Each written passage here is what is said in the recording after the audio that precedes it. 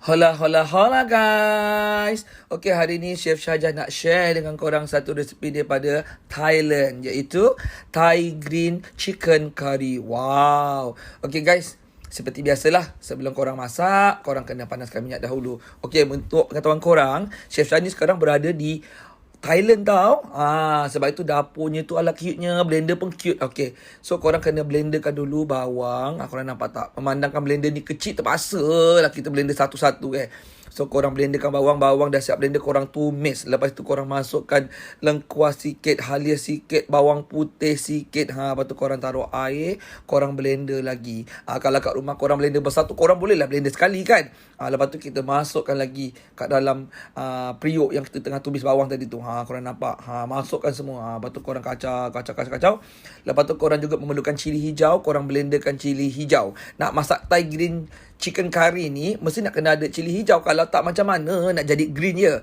So korang blenderkanlah cili hijau tu, nampak, sampai lumat. Lepas tu korang masukkan lagi kat dalam periuk tu. Korang nampak. Lepas tu korang kacau sampai sehingga naik wangi dan garing dia punya rempah-rempah tu. Lepas tu korang boleh masukkan garam dan juga sedikit perasa untuk melazatkan lagi masakan korang.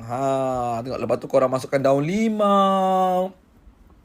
Kalau tak ada daun limau ni tak wangi. So korang lepas tu korang kena masukkan daun selasih. Daun selasih permainan budak. Cik nak nyanyi je Chef Syah ni. Lepas tu korang masukkan apa tu? Serbuk ketumbar guys.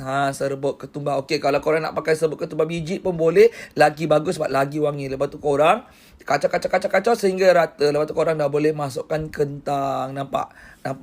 So korang kena masakkan kentang tu sehingga lembut lah.